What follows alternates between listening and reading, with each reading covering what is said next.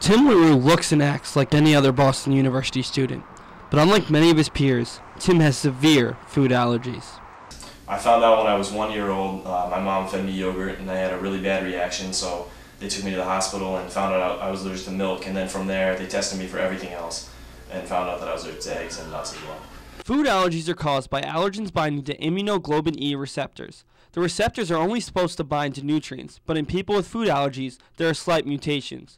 When the allergens bind to the cell discharges histamines in small explosions, causing slight to severe irritation. They're very severe. They could potentially be fatal. I've never had an allergic reaction since I was 1 year old, and I carry epinephrine around with me wherever I go. It's called an EpiPen medication that if I ever had a reaction, I'd inject myself in the thigh with it, and it would buy me enough time to get to the hospital. But the allergies are very bad and they could potentially be fatal. These allergies make Tim's day-to-day life different, if not harder than other students. While other freshmen can just grab food at the dining hall or order a pizza, Tim's had to learn how to cook. It's been a challenge, but I feel like after this year I'm a lot more capable of living on my own, and it was a skill I never had growing up. I always had my mom and dad there to cook food for me. David Friedlander is another Boston University student with food allergies. David's allergic to wheat and gluten and is resigned to his lack of options outside the kitchen. A lot of times when people want to go out, I'll just eat at home. Like if we're meeting up after, I'll just meet them wherever we're going. And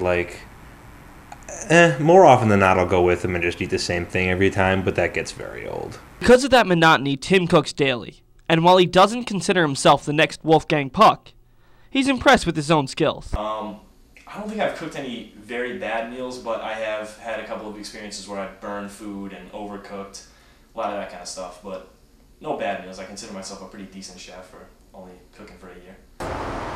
But even though he's overcome the issue of feeding himself, the allergies caused other issues. As a freshman, Tim lives alone in a building where he's only met the RA, while most of his classmates are in traditional freshman dorms that house hundreds of students. I think it's definitely a different type of college experience, but I've never felt left out. I'm always able to go with them wherever they go.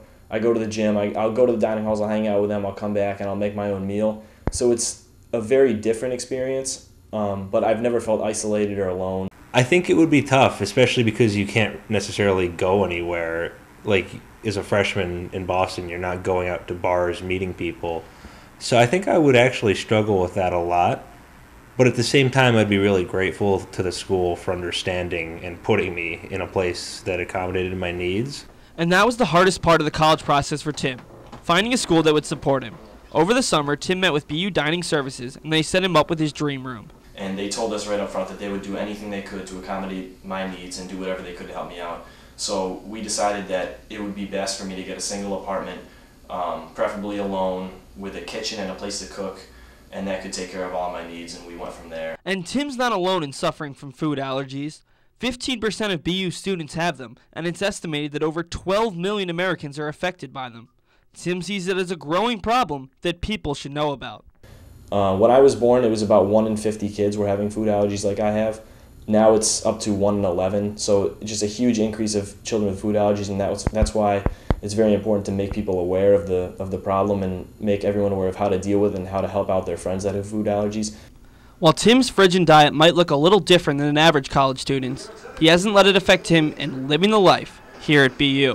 My allergies have never stopped me from doing anything I've wanted to do. I came to college. Some kids would have stayed home, but I came to school here, got a place of my own. I make my own food. It's been an adjustment. Everything's been a challenge, but I've gotten over that, and where I am now is I'm very happy where I am now.